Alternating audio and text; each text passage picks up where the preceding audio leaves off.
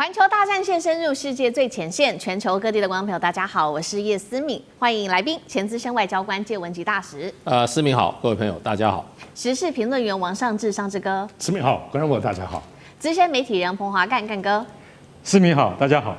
好，观众朋友，今天节目一开始，我们持续来关心在中日的这一场政治上面的争议。中国这一回揭穿了高市他的旧金山合约的阴谋，另一方面也重击在中国的反制方面，重击了日本的房市，会不会造成接下来的经济大崩盘？我们都一起来做关注。日本方面做了反制，是停工光刻交给大陆，反而自己受到重创吗？今天就这些议题，我们会一起的来做关心。开场的3个火线话题，今天请来宾帮我们做解答。首先来看到第一个，高市早苗他抛出的旧金山合约是挑动了台湾的主权问题，北京这一回怒火直烧哦。那么日本是否正踩向中日冲突的一条红线呢？中日外交的战火是否可能往军事误判的方向逐渐的靠近？这是第一个问题。第二个问题，我们持续来关心，在中国大陆制裁日本方面，除了削减航班，恐怕现在还会撤资，包括了日本房市有2成都是来自于外资，而这当中的9成更是来自于大陆。只要北京轻轻一推抛售房地产，日本经济会不会瞬间断层？这是第二个问题，我们今天会做回答。最后来看到日本的反制是停工光刻胶，企图要卡死大陆的半导体产业。但是当然了，中国早就已经做到的是在这方面做自主化，日本会不会自己被反杀呢？今天就这些议题，我们会一起的来做关心。好，我们来看到这一场中日之间的紧张局势持续的延烧，现在往今天会来关心的3个方面：外交、经济、科技层面3个层级来做关注，因为都正在受到严重的冲击当中。高市早苗他抛出了一句：日本无权认定台湾的地位，看似确实好像是降温的，但是实则被解读是不是在做挑衅呢？因为他援引的其实是旧金山的合约。旧金山合约论证的事情是日本已经放弃台湾，但是没有说把台湾给谁，等于再度的挑战了台湾地位的未定论。有人说他就是在偷渡台湾地位的未定论。那确实还被解读到的事情，就是日本有关于他的3份的核心文件，不管是在开罗宣言，或者是在波茨坦公告，甚至在1945年当时日本降服文书，都特别去写到的是清楚指向台湾是归还中国的。因此我们看到这一回哦，这个高市等于都是否认的。那北京呢？因此，火速的要求，包括了《人民日报》也痛批高市说：“日本回来了吗？”那么代表军国主义也回来了吗？要求这个高市他收回自己的言论。现在我们来看到最新呢，是来自于大陆学者是这样说的：他的日本的盟友也都选择沉默不表态，这代表他们也都不挺高市的这一番危险的言论，甚至是在网络上面，现在微博热骚的这一件事情，是日本的国宝歌手，他是加藤登纪子，他直接要求高市撤回他的言论，否则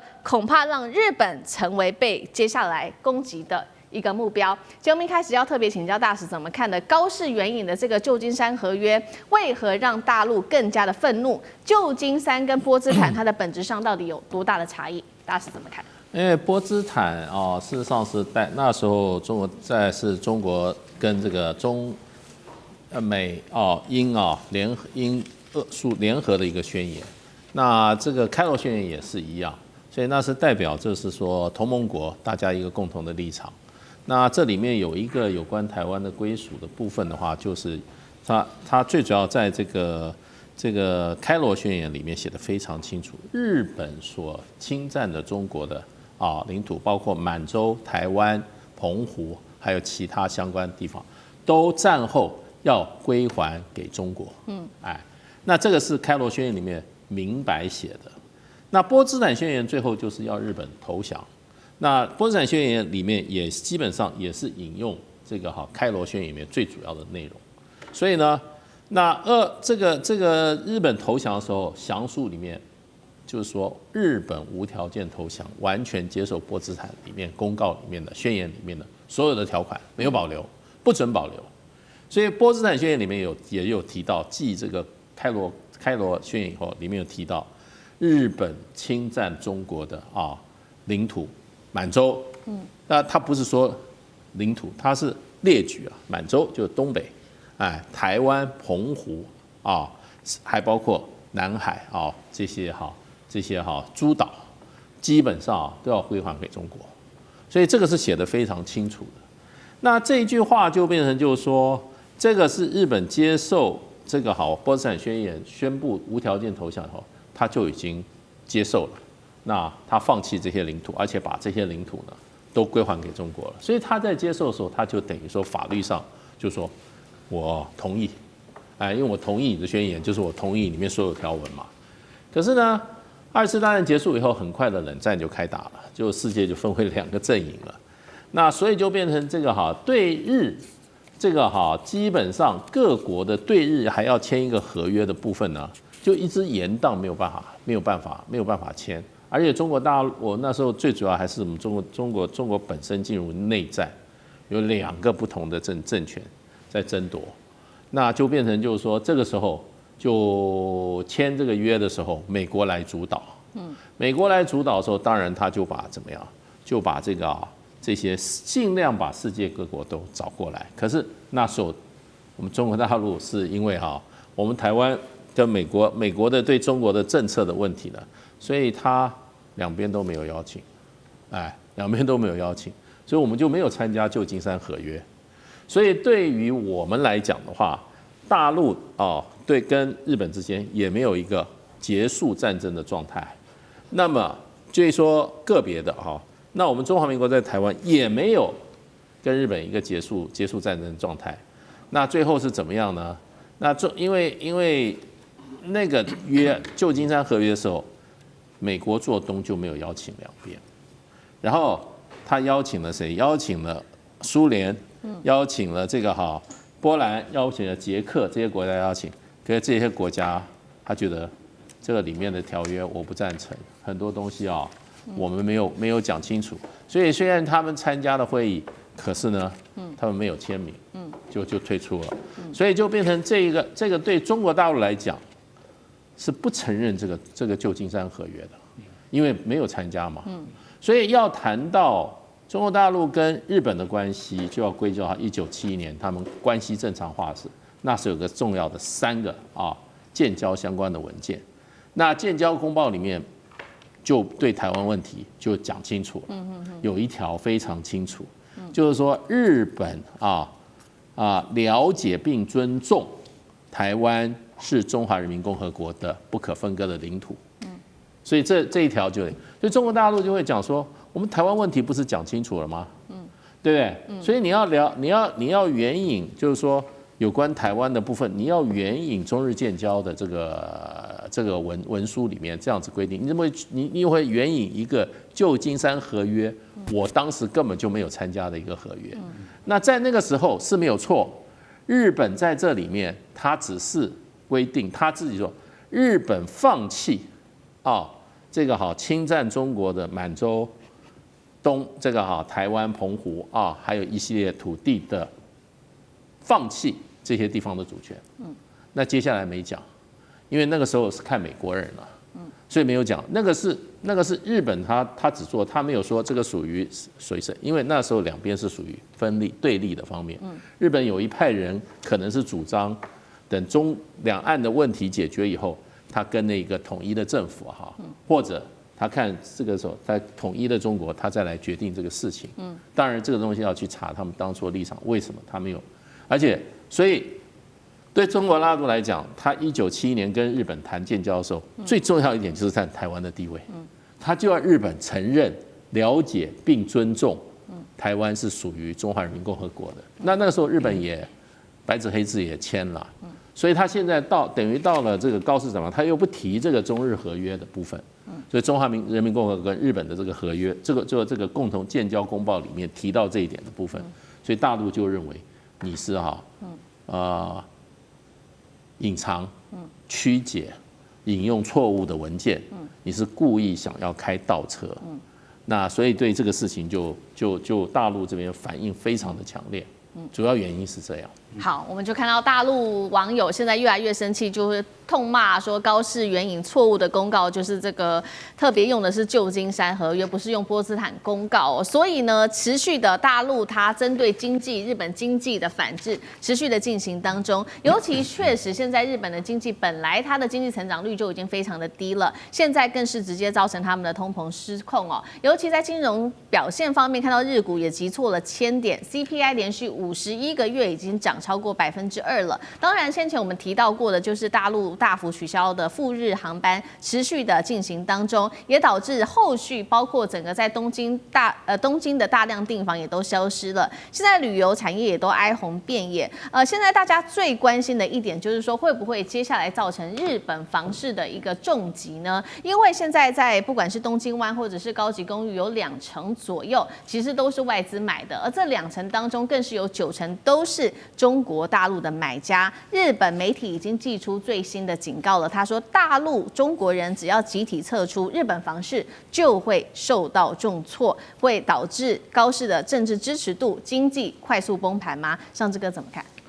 没有错，现在有关于中日当中的这个对峙情形，我们盘点一下。首先，在网络上，当然中日的部分的网民，大家也都有互相攻击，都很火热。产业面，首先这些消息是老牌的这个 Canon 就突然停工，在大陆突然停工，所以变成造就中国大陆有超过1000人突然失业。这可能也是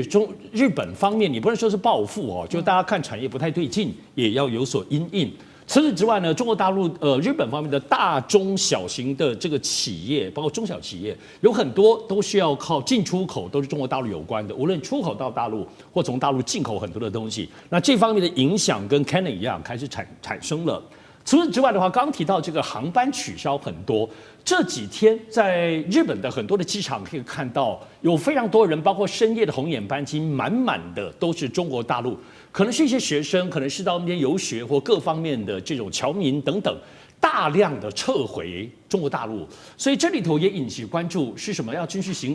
行动吗？是有任何的惊慌吗？因为这个当中做了满满的深夜航班。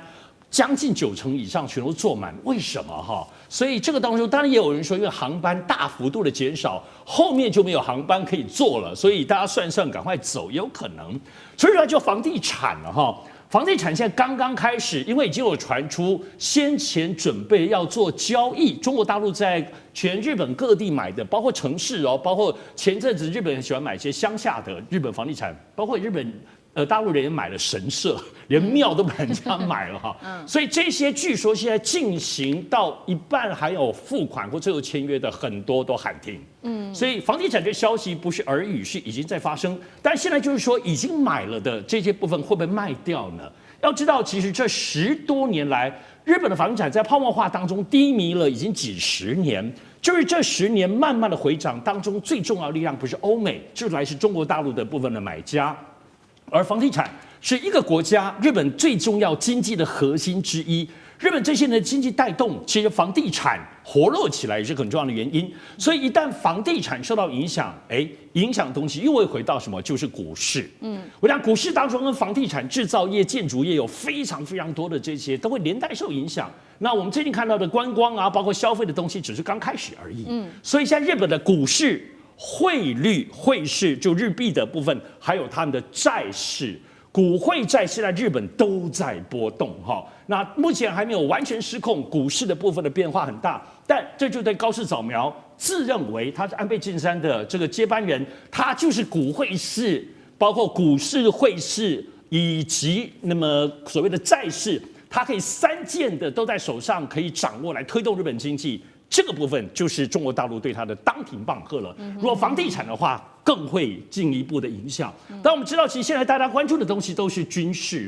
有没有军事层面的问题？因为如果有任何中国大陆采取任何直接、间接的军事手段，因为现在刚刚如同大师讲的，就定义你就是战败国，定义你就是军国主义了。而不是当代的日本高市早苗日本，中国大陆现在定义的日本就是几乎可以打你，因为就是这个大家的这个仇恨值跟历史包括赔偿的种种的这些要来大清算。而高市早苗说这些话到现在还不道歉，现在还在说旧金山宣言的部分，就是因为他觉得你不会打我嘛，你不敢可是中国大陆真的不敢吗？所以这个部分的边界要知道外交施压，因为习近平已经讲话了，现在会继续施压，但不会有更大的施压了。中国大陆后面就是行动，所以除了房地产，我认为要关注军事行动有没有逐渐或接下来就会发生。好，中国大陆的反制现在一开始是从消费开始，已经确实受到影响，接下来还会持续关心，不管是股汇债到房市，甚至最终会不会用到军事手段，都会值得我们持续的做关注。另外一方面，当然了，日本方面也祭出了最新的反制，日本打的是科技战，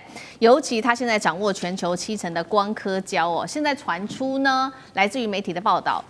日本可能对中国来断供它的光刻胶，那同一时间到底大陆会不会受到影响，我们也要持续做观察。尤其现在大陆其实也在自己做光刻胶，国产的光刻胶，不管是在北京啊、上海、深圳这些大城市的企业都在做量产。另一方面，大陆的好友这个俄罗斯也在着手做这个光刻胶的产线，打造中俄半导体的自立圈。所以对于日本的停工，对大陆影响到底大不大？干哥又怎么看？光刻胶就是光阻剂啦，光阻剂是什么？就是你在那个将电路的图案，你要把它转移到晶圆片上面的一种制程技术。那日本垄断了全球70%以上，所以它就像稀土是中国垄断是一样道理。那日本在这光刻胶也就是光阻剂上面，它已经这个投入几十年，所以它是非常有经验、有历史的。所以在这方面，连美国和欧盟都是要靠日本提供光阻剂这样的东西。那你现在突然上礼拜他们闹得最凶的时候，突然网络上面有消息说，日本已经现在暂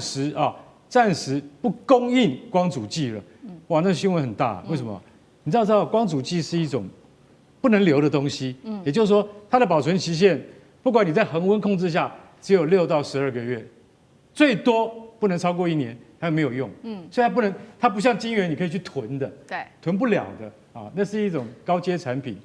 那现在的问题就出现在于说，那东西不能囤的话，那日本一旦不供应的话，那中国怎么办？中国在2021年的时候，中芯国际碰到过一次，有一家公司日本的叫做信越化学，信越化学那个时候暂时终止了提供光阻剂害中芯当季的产能下降20%，这很严重的。对，所以现在网络上面出现这个讯息的时候，你就会然后中国的网民就非常紧张，是真的还假的？我现在告诉各位，官方没有证实，日本官方没有证实，现在要对于光阻剂也就是光刻胶进行什么？进行这个也就是说减产或者说减少供应给中国，还没有，但是会不会？可能会，为什么？只要这个局势中日之间的关系没有再改善的话，恐怕就会这样子做了。那其实，在 EUV 或者 DUV 这些深紫外光或者是那个极紫外光机上面，都需要用到这样的材料。那日本准备要用这样的材料来对付中国吗？我可以告诉各位，中国没有第二句话，马上就可以让你的电动车不要动。为什么？跟日本的稀土交易马上暂停。跟把滨崎步赶出上海是一样的道理，马上就这样做，甚至可以像你说那个唱那个海贼王最后的那个片尾曲的那个大龟珍惜有没有？从台上直接拉下来，中国绝对做得到，让你难堪到这种地步。所以我觉得啦，中国在跟日本的谈判之中态度已经很明确了。现在我坦白讲，高市长你没有第二条路可以走，你只有真的。用实质的道歉，不要再扯到旧金山合约，那没有用，因为旧金山合约根本就是一个，你为什么不讲开罗宣言？你为什么不讲波茨坦宣言？你为什么不讲？就是因为你想要规避嘛，你这种规避的态度只会让中国当局更讨厌你，而且这不是解决问题的方法。好，谢谢干哥，那我们休息一下，马上回来。地缘政治、美中之争、战略价值、强权崛起。小国生存，现在与未来洞悉事件走向，掌握世界脉动，全球观点尽在环球大战线。好，接下来我们要特别来关注到的是北京景嘉的稀土。今天要特别来关注到的是我们之前都没有谈过的这个乙哦，价格现在已经在全球暴涨了4400%，而且90%主要都是供应都是掌握在大陆的手中。那美日看到这样的情况，他们是在深海这边开始做全新的一个开采行动，包括欧盟更是砸巨资，这样子做就能跟中国大陆逃出他的手掌心，然后来做竞争吗？今天我们会一起的来做关心3个火线话题，今天请来宾来帮我们做解答。第一个，刚刚提到的氧化乙价格飙升了4400%，全球90%的供应都是在大陆手中。那为何科技业一定要用到乙呢？另外来关心到的是，美日则是在南辽岛的6000公尺深海这边挖稀土，它的这个难度其实是非常的高的。那美日是这样说，他说它的纯度啊，比大陆这边的这个乙呢还要高出20倍，真的是这样子吗？但是问题是，到底挖不挖得出来？这个是第二个我们会来做关注的。第三个是，除了去这个深度的挖乙之外，美国还有想到一些新的科学方法，它靠的是病毒来采矿。那另外一方面，欧盟则是砸30亿，这样子做就能够真的采到他们所需要的元素吗？今天就这些议题我们会来做关心。我们赶快来看到是大陆在限制了这个在中国实施了稀土的管制之后，我们来看到今年全球氧化乙的价格刚刚说已经大幅飙升了，所以欧美的产线还有全球的半导体、航空引擎产业都因此受到了非常严重的影响。尤其现在主要乙都是靠中国大陆这边来做掌握的。那么，所以节目一开始我们特别请教大使怎么看了？为什么乙这么重要，价格又飙涨？大陆为何也能够牢牢的掌握住它的价格跟供应？因为大陆现在在这个稀土啊，我们光氧化乙来讲的话，它的全球市占率是93%，那这个是属于重稀土啊，那93%。因为中国大陆除了有这个乙的矿以外，它还有分离的技术，还有深加工的技术，所以它是全产业链的一个产业，完全整个产业涨。那现在事实上还有中国以外的很大的有关这个乙的这个矿脉是在缅甸已经在开发，可是它几乎完全是要靠中国大陆来做分离还有深加工，所以它只能出产原矿。那澳洲事实上是有在发展，可是进展不是那么快，因为中国大陆在这个尤其在这个分离跟这个深加工部分这个经验技术非常的成熟，成本也掌握得很好，所以很多基本上还是产原矿，然后就送到中国大陆做精炼。那甚至美国的这个矿在过去也一向是送到中国进行精炼的，所以精炼的技术比取得矿还重要。那你如果说你要发展你自己的精炼技术第一个你要有中国的专利权，你要绕过去。自己发展的话，不是3-5个月3-5年不见得都出来。那所以你在这3-5年之间，你就是拼了命往前跑，你也摆脱不了中国大陆对这个氧化乙的控制。那氧化乙是一个什么样的一个稀土呢？研究一下，还真的重要的不得了。因为这个乙这个稀土它的熔点居然高到2425度C。也就是这个物质，这个稀土，它会融化，是要到2425度C， 所以它是非常好的抗热绝缘体。所以说几乎各产业都要用到这个元素。发动机刚刚说航太工业，它的引擎的降热涂层主要成分就是这个乙，你没有的话，你没有办法抗热。那事实上还有就半导体里面呢，半导体你也是要有抗热功能的，所以它的高温超导的材料它要怎么样？它要有乙这个元素。那另外一方面就是说还有什么呢？激光武器系统，还有什么呢？还有人工关节，这些呢都用到乙，所以它用途非常的广。所以呢，万一断供的话，这个不是1-2种产品，是一片产品都玩不下去了。所以呢，现在美国你看川普总统言必称稀土，到处去找稀土。没有错，你找得到矿没有问题。那你到非洲去找，你到南美去找，可是问题就是这个精炼的技术。那这个精炼的技术不是3-5个月的问题。你再发展，你没有办法解决燃眉之急。所以中国大陆真的手上是有个杀手锏。那中国大陆在目前在这个锂的这个产量上，全球的供应93%。那其他国家你要慢慢把这个中国大陆这个市占率拿回来，你需要时间，你需要投资。是。好，所以我们另外一边看到了大陆的手上的这个杀手锏之后，美日是立刻想办法啦，至少能够多生产多少就掌握多少。所以我们看到美国首先有了动作，在印第安纳州这边冲刺它的国产化的发展，但是我们可以看到它的产量其实是杯水车薪的，每年其实只有200吨的氧化锂。那另外它也拉着日本一起在南寮岛这边6000公尺的深海挖它的稀土。日本说了，纯度是大陆的20倍。听起来很强，但是呢，难度确实是很高。刚刚提到的6000公尺是一个深海级的一个非常高的难度，因为它真的很深。那另外一方面就是它的这个海底的泥浆，你把它抽出来，也要看这个管线能不能够承受得住。再来就是泥浆含的稀土量其实也非常的小，现在根据了解只有2/1000，也造成了成本非常的高。难度这个工程到底有多大？还要商业化发展，有可能吗？干哥怎么看？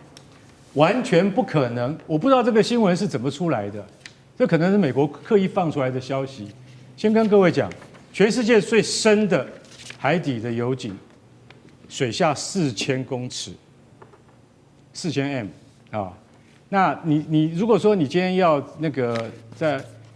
6000公尺进行探勘啊，跟采集的话，我坦白跟你讲，现在技术我根本做不到。好。为什么他们敢讲这个？因为承包这个技术很可能是叫什么？它叫做 JAMSTEC 叫做日本海洋地球科学技术振兴机构。啊，这个机构它的技术，我们同意它是全球最好的、全球第一的技术。那所以说最深的海底油井只有4000公尺，但是呢，如果说你要这个就说。现在大部分我们所知道的，不管是加拿大或俄罗斯的，等于是第7代超深的深水探测船，他们最深也只能够探测到3600公尺。也就是说，开采石油跟探测是2回事。人类现在已知技术是3600公尺，那 JAMSTEC 就日本这个机构，他说号称能够探测到6000公尺，但你要开始挖，你开始挖就面临问题啊，资金呢？美国出还是日本出？谁要出？先跟各位讲，他所挖出来的，它是号称纯度会高于中国的稀土20%的纯度，这一点我也质疑。然后呢，你说你要把它挖出来的难度，那是在平面矿脉上面的好几10倍那么大，资金需求也是一样，那不能停的，你就是一直给钱，一直给钱。为什么？一旦挖掘失败，要赶快换什么？换专管，然后呢，这些人员以及船舶都要随时都要更新。为什么？因为那跟就是海象搏斗嘛。这个地方在哪里？南鸟岛在东京都所辖下的小笠原群岛，也是在2次大战的时候被视为一个主要攻击的目标。也就是美军本来要痛打小笠原群岛的，后来在冲绳大胜之后，小笠原群岛他们就没有再打。所以这个地方其实老实讲一句，被日本视为他们一直没有开发的隐藏的资源。但是我现在已经分析出了，这个真的要开采非常的难，因为它同样是每吨只能够采出2公斤的稀土，跟在陆地上面开采的那个比例是一样的。然后就跟大使讲的一样，最后你要送给谁精炼？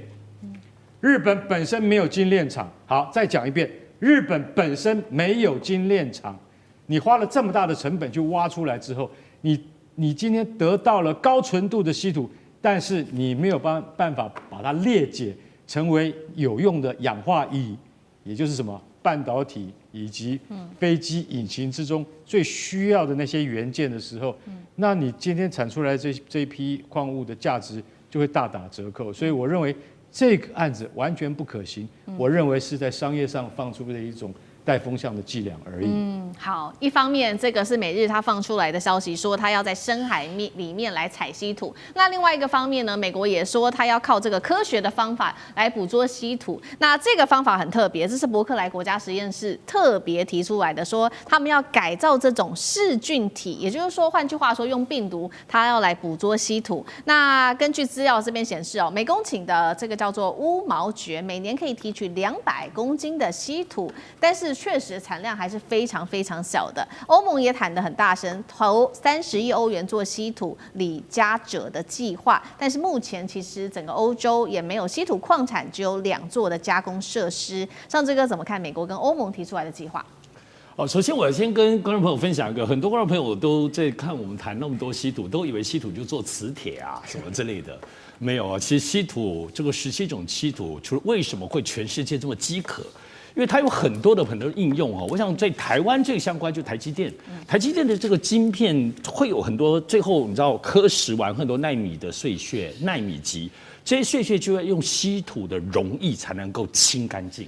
所以说这个溶液当中里面就是稀土成分。我觉得你说稀土其实为什么大家很饥渴？因为是消耗品，大家不要觉得涂层涂上去后就可以一辈子用了，它涂一涂之后用一阵子还要继续涂，所以这就很多东西需要补充，大家都这么难受，然后被中国掐入脖子里的原因哈。那我们来提，所以也就是因此，当现在中国控制了绝对性的稀土之后，为什么那么多的说法？这一阵首先我们先看到最多的是有关于矿。那首先包括澳洲、加拿大，包括刚刚前面思敏提到这些日本，一直都有矿的消息。那矿的消息都不是说什么出发线，都基本上已经大家在签约了。看最重要的部分，我们都看到里面，美国当然主要是主导，澳洲各方面来讲配合最多，但是还有个重要的部分，你们都觉得他们就签矿吗？就签下来，不是都说没有炼的计划吗？其实日本日本最近在稀土的角色。刚好现在中日对抗这个情势，日本不怕中国掐它的稀土吗？日本究竟有多少稀土的提炼技术？我必须得说，大家现在都觉得没有，你很烂。可是我是存疑的，因为要记得，2010年中国就对日本进行了稀土制裁。所以日本的精神跟日本这个国家跟民间，再加上他们本身的这些精工技术、化学技术很强，所以我认为。这15年来，日本已经累积了一些还是厉害的技术。我必须得说，因为这几天在中国大陆传出，中国大陆也开始在盘点，觉得你日本都不怕稀土是吧？他在盘点这十几年来，日本究竟做了哪些跟中国稀土相关的，包括技术偷窃。所以现在追踪起来，发现其实日本，比如说，举个例子，有一条产业线，产业的算是还不错的技术，大概在7、8年前。他要移转刚好到东南亚，结果日本正在中间就直接把它收购走了。再做立刻计划，所以最近其实在盘点中国大陆也没有在等这个部分越谈越多所以是不是我们都看到最近刚刚讲这些矿啊、技术这些宣传，你都看到都有日本在这里头，所以包括现在中日未来的后面的对抗里头。日本会不会变成统整一个全世界要对抗抱团对抗中国的技术提供者呢？为什么这样讲？这2天原本德国跟中国正在进行一个稀土的长期的这个所谓的这个额度高达3100多吨，很大的一个持续性的，大家要谈一个合约，谈着突然停了，德国方面叫停，为什么呢？后来发现原来是德国方面跟日本要签订一个，可能就我们刚刚提到这30亿欧元相关这个部分包括在内，他们有个战略合作协议所以德国突然跟日本有这样子针对稀土的战略合作协议，而甚至暂停了跟中国谈的正好，几乎都快要签约，谈了好久了所以这个东西有一些这种稀土对抗的微妙性。当然，我觉得大家要特别关注的部分也不止刚刚听到的这些用细菌来生产稀土，这个当然是哈拉了。它主要干嘛？它吸引一些投资基金，因为稀土全世界的所有的先进国家都要投资，而且是国家政府的投资，骗也要骗政府的钱。所以现在各式各样的技术生得出来，当然确实会生产出稀土，但2公斤你要花200万美金，值不值嘛？所以中国大陆现在确实有领先，但中国大陆从来没有为此感觉骄傲或觉得一定赢定了。特别对于日本，可能有技术这方面，现在是眼前最敏感也正在盘点的部分。好，谢谢上志哥。那我们休息一下，马上回来。地缘政治、内中之争、战略价值、强权崛起、小国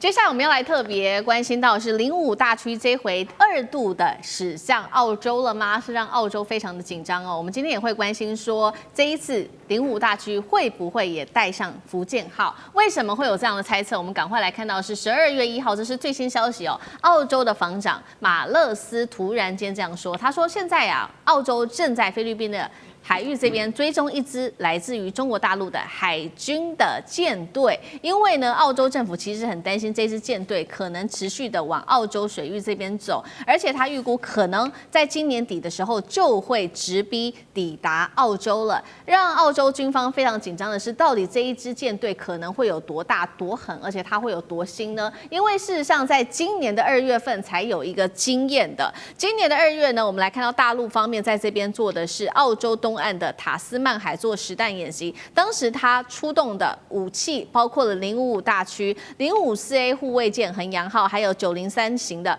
补给舰等等。当时也在说，或许水下也有这个核潜舰在下面潜伏吗？所以这一次大陆会不会海军再次的远征澳洲，做一个升级版的远征？有没有可能连航母的这些核潜舰都一起把它带上？像这个怎么看？澳洲要怎么监视中国的这个海军舰队啊？它有这个所谓的这个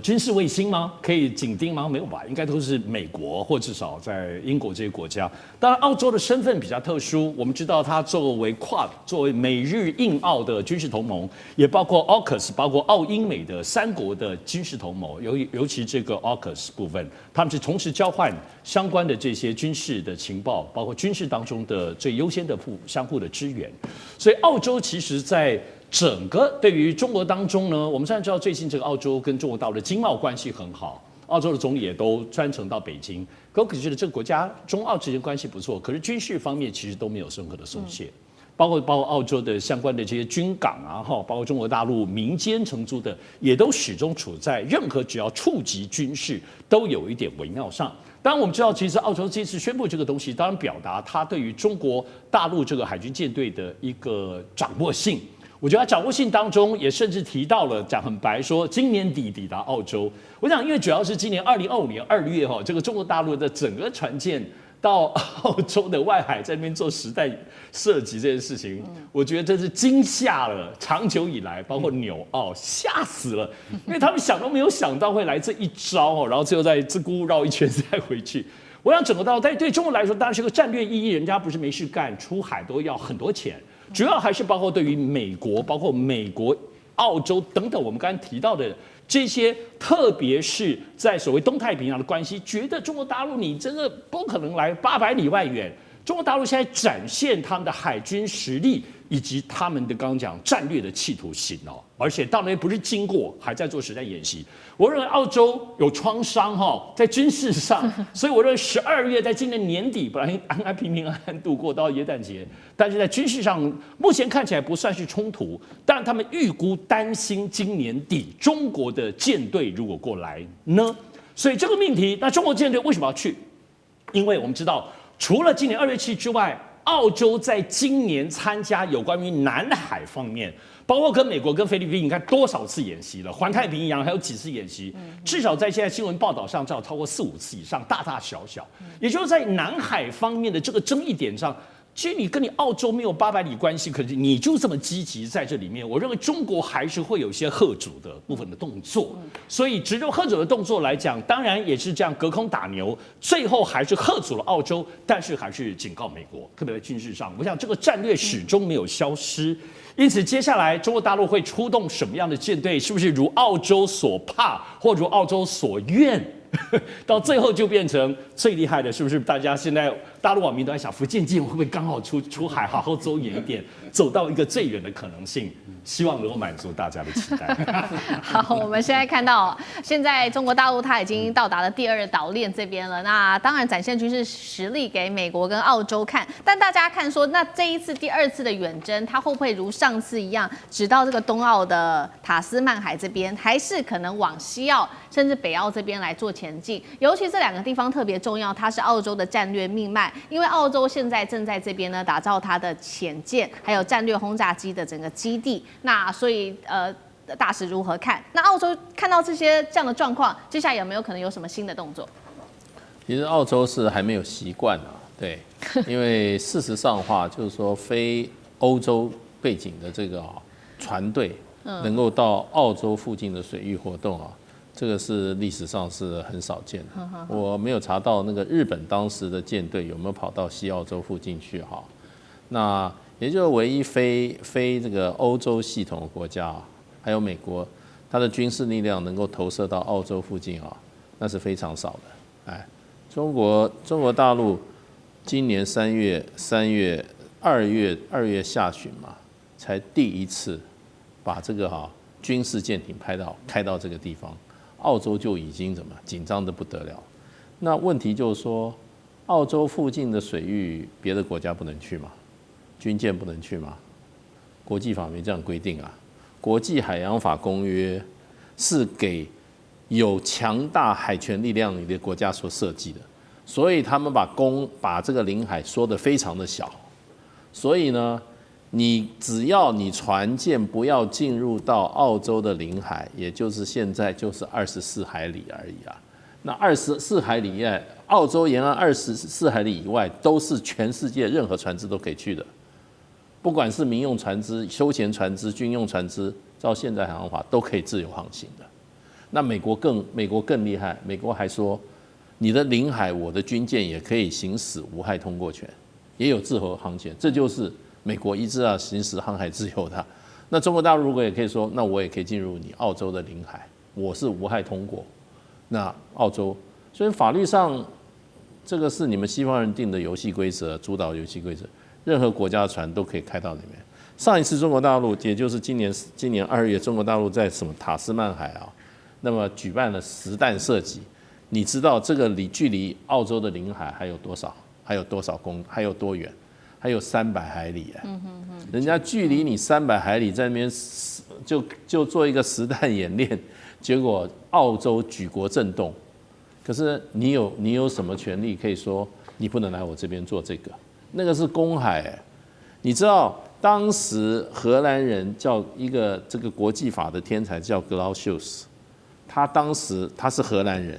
荷兰那个时候是全世界最大的海权国家，荷兰的控制整个世界水域，他写的一个海洋法公约，第一个海洋法第一个原则就是什么？公海自由，然后呢，公海越大越好，沿岸国家呢，它的领海越小越好，为什么？我的船可以开过来，你的船开不过来啊。所以我的船有这个力量能够开着，我当然把我的能够行使我这个航行自由的搞得越来越大嘛，对不对？所以这是你们这个欧洲国家自己海权国家自己定的就是说海洋自由这个原则。那每一次这个沿岸国家想要扩充这些在海上临近海洋的这个权益的时候，反对的都是美国，都是这些有强大海军力量的国家，对，所以现在中国大陆也有强大海军力量啦，所以到你澳洲去，澳洲现在是不习惯，可是你有什么好紧张的？我是觉得没什么好紧张。上一次给你300海里外开了几炮，你就已经举国震动了，也太玻璃心了吧？好，现在不只是解放军的动作，不只是澳洲紧张，其实在美国方面，美国其实也很紧张哦，因为我们来看到也是在南海这边有一个惊人的画面，这个是解放军在11月份的时候在南海，当时呢他是让他的055大区直接就导入在这个尼米兹航母的打击群，而且当时它形成的是一种3面穿插的，等于直接就突破了美军的护卫舰，不管是这个伯克级的驱逐舰，其实当时要把它挡下来都挡不住。那我们稍微回顾一下当时的这个状况，事件地点是在黄岩岛的东南方200公里的地方，美军出动8艘的美舰，包括尼米兹号还有3艘伯克级驱逐舰等等。那当时大陆有055，还有054A 跟它的1艘不明的舰艇。那当时大家就在看说，中国大陆的解放军可以这样子插入，也代表说美军的优势正在削弱当中吗？澳洲智库也有一个最新报告，2025年美军在海事能力的方面，军事能力的领先只有2017年的2/3。干哥怎么看？这个消息由于没有出示舰名，也就是说055重型驱逐舰是哪一艘？是南昌号还是遵义号还是什么号？现在重型驱逐舰已经下水了10艘，所以我觉得这个报道，就腾讯网这个报道，它没有点名是哪一艘，对，这是美中不足之处，但是呢，他说在黄岩岛东南200公里的海面上发生这样的事情，大家回顾一下，大概半年之前，大家还记不记得有一艘美国海军的伯克级神盾驱逐舰的舰长跟他的航海副官有一张照片，远远望着辽宁舰，他翘着2郎腿，手拿望远镜，这种画面你再也看不到了。为什么？因为你下次看到的是055大驱冲过来，他冲过来的时候你就觉得不好玩。它比航空母舰不好玩的地方在哪里？因为055大驱是一种导向飞弹驱逐舰，它的整个的设计的基础是基于美国的神盾舰的基础去设计的，而且比美国的神盾舰还要更加的提升啊。也就是说，它总共有112个发射井。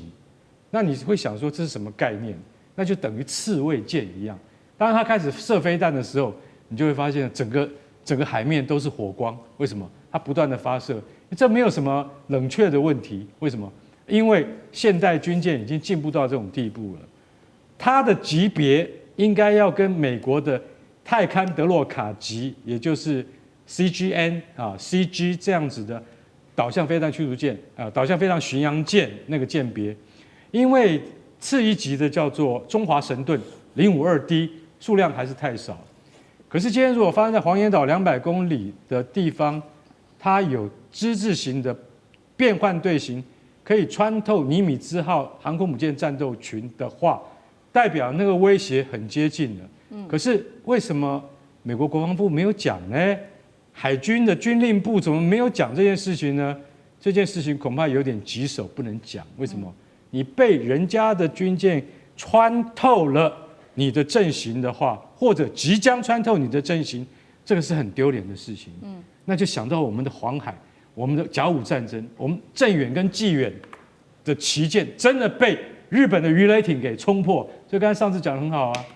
澳洲真的吓死了，连纽西兰都吓死了。第一次开到我们家门口300公里，然后干嘛？然后开炮，开什么炮？开它的130mm的130毫米的那个炮，他打了几炮你就会吓死，因为最近的一次，曾经有人开到这么近的地方是谁？是2次大战时候1944年日本帝国海军的武藏号超级战舰，他曾经跑到还没有那么近，曾经开过炮，然后那时候澳洲已经吓死了，达尔文港已经全面戒备了，那个防空警报哇，这叫，然后请英国赶快来帮忙，英国说自己都顾不了了，还顾得了你？所以对于澳洲跟纽西兰是一个很大的警示。那对于在南海发生这样的事情，我今天坦白讲一句，以后你所看到的这个福建号航空母舰战斗群编队，它一定都会配2艘055大驱，而且055大驱已经生产完毕了。接下来你会看到055大驱的 B 型，也就是比现在的055大驱还要再重5000吨，达到18000吨，那个就是以前的日本海军的大和号战舰重新在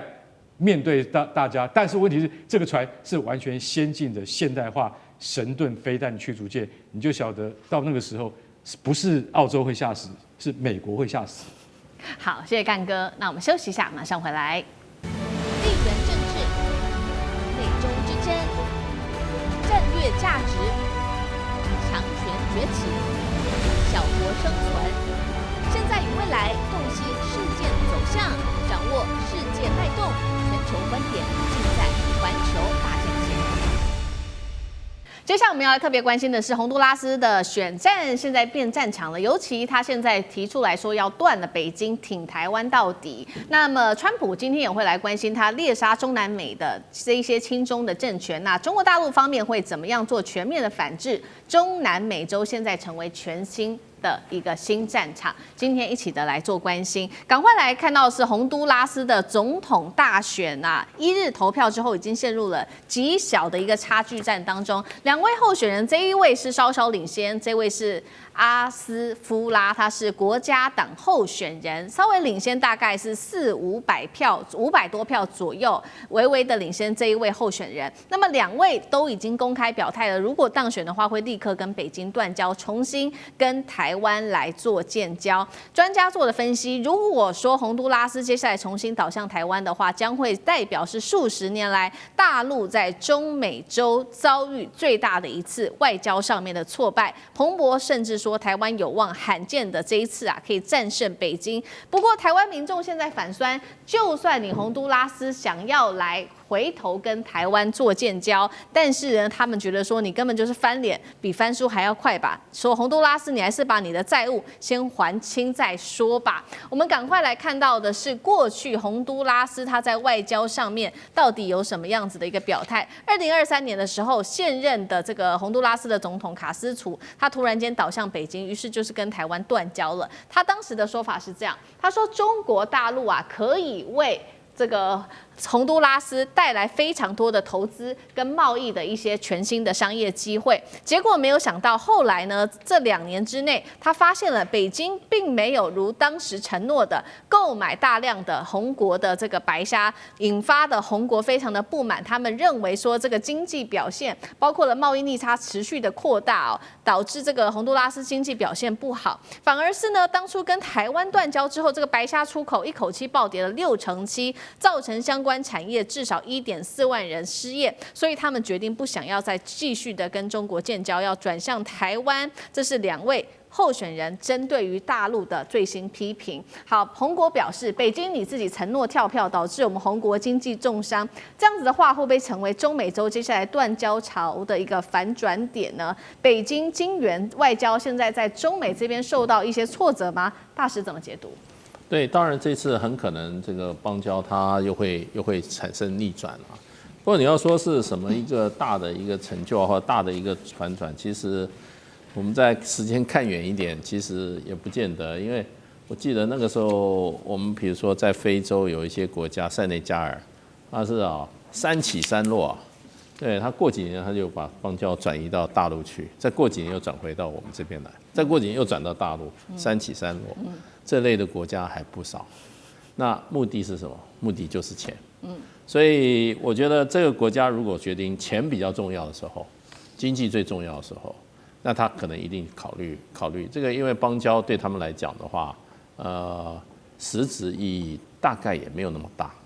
对，实质意义如果邦交能够换成现金的话，他会觉得可能这个邦交是比较重要的。那我现在就在想说，如果说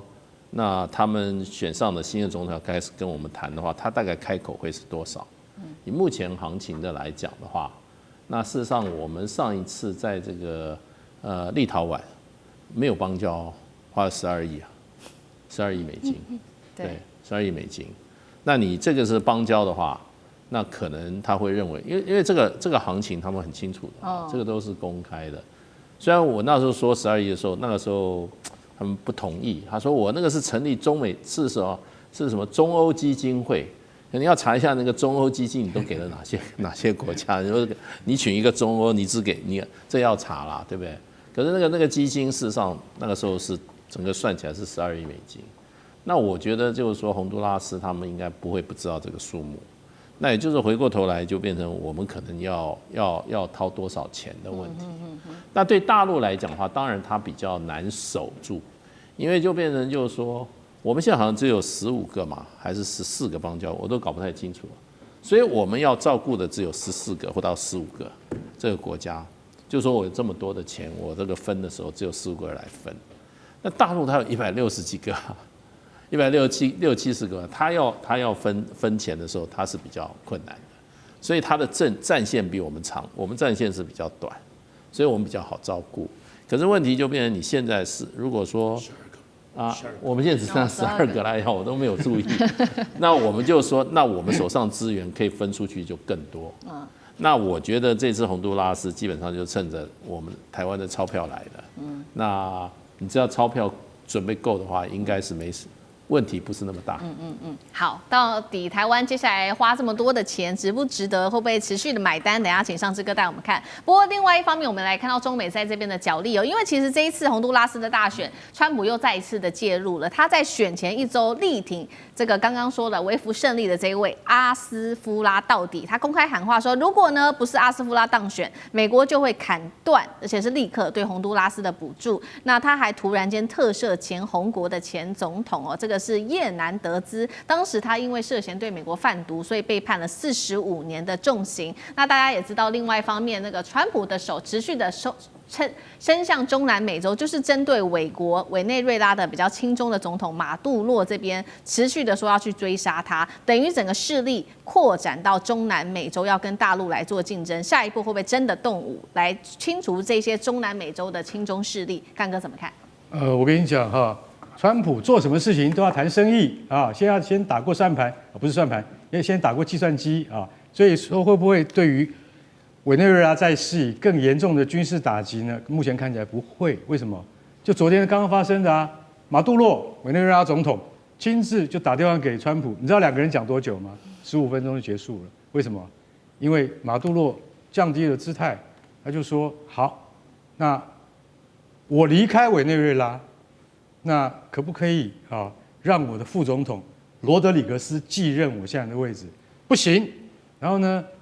这个不行。不行的话，除了我以外，你也已经准备制裁好几百名国会议员，跟你认为是我的同党的人啊，可不可以豁免他们？不行，什么都不行。这通电话已经快要讲不下去了，你知道吗？然后川普明白告诉马杜洛，你剩下1周的时间可以考虑怎么样可以离开委内瑞拉，我们会提供你安全保护，不会你的总统专机飞到天上被我打下来。川普已经讲到这样了，你会不会觉得这根本就是土匪，这流氓行为嘛？他对着一个国家的总统说：“你要的东西都得不到。”就有点像当年美军在入侵格瑞纳达，去抓巴拿马的强人啊，那个总统的时候，他都是没有什么好商量的，我军队就来了，对不对？那这次呢？你说委内瑞拉也不是只做的，他也有俄罗斯提供的防空飞弹以及苏凯30战机。如果真的要打起来的话，委内瑞拉会跟你打。可是到目前看起来的话，人家外面就有讲，其实川普态度这么强硬的原因是说，因为马杜洛不是他要的人，他把他推翻之后，他在家里的后院可以安排美国属意的人选来当总统，而且他认为说马杜洛本来就是恐怖组织底下所产生出来的一个政治人物，所以一定要把它去除掉，而且把它去除掉之后，对于国防工业的这一门生意有很大的帮助。所以其实在大家看懂这个题目以后，大家就觉得说层层串联起来，川普是有他的计划在做的。但是我们的感觉就是，对于这个2013年就已经上任的马杜洛，他已经当了10几年的总统，等于是说一个强邻，叫你走你就走，你不要讲难听一点，根本就是叫他滚啊。所以他现在马杜罗已经放低姿态了，川普还是什么都不答应，所以那个电话15分钟很短就结束了。在这种情况底下，马杜罗没有什么选择。可是呢，我觉得真正美国发动大规模入侵是不太可能的事情。但是对于中南美，还是一句话，他会再用商业的眼光看下次要对付哪一个国家。好，这一切事情放大眼光看，其实都是也在中美在中南美洲这边竞争的一个角力。那刚刚回到刚刚的问题，那台湾在这当中是不是一颗棋子？我们这样做值得吗？接下来要买单哪些项目？上次哥怎么看？我们看洪都拉斯现在涉及的国家或者区域就是中国、美国、台湾。好，这当中谁会为了洪都拉斯付出最高代价？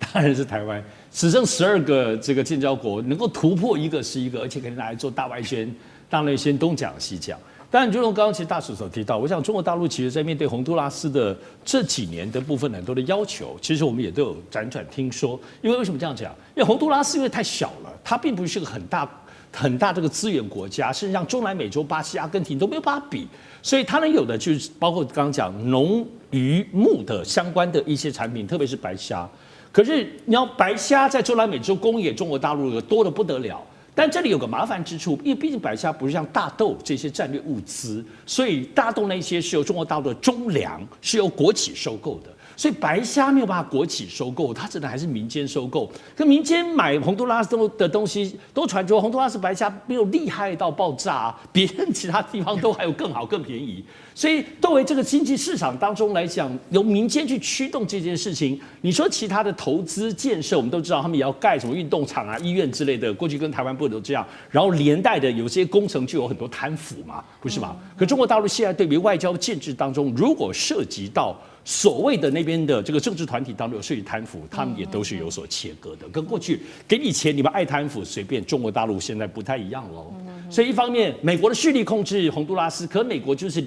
便宜零成本就控制你洪都拉斯嘛。那所以可是中国大陆在洪都拉斯自己内部的所谓的这个政治的部分的动荡，或他们还终究不是一个长久持久稳定。这次你看三方出来部分选举，就像大致刚刚讲的，一下这个一下那个，所以这里头这个变动性我觉得中国大陆并不会像过往无止境的为了要打压你台湾的外交状况，所谓付出极高的代价。我觉得这些年中国大陆也改弦易辙了，因为现在中国大陆的 G2 的大国外交，这些小国家本身来讲，虽然会争取要控制你民进党的部分的所谓的外交的突破，但是不会为了这个东西而牺牲掉整个现在中国对于全世界对抗的这个大的战略布局。不是小钱的问题，而是在习近平对于贪腐这件事情，如果给你的钱给贪腐，现在这种国际原则不只是对中国国内，包括在国际上也都是。所以我觉得现在看起来应该没有意外的话，如果真是选上当中，台湾就会付出无止境的代价，你们里面贪腐随你们的便，只要能够赢得外交，再攻下一城，而且重新拿回来。可以说，你看跟中国没事，完全无利可图。然后你要重新跟台湾建交，至少可以赚一把。刚刚大致讲超过12亿美金。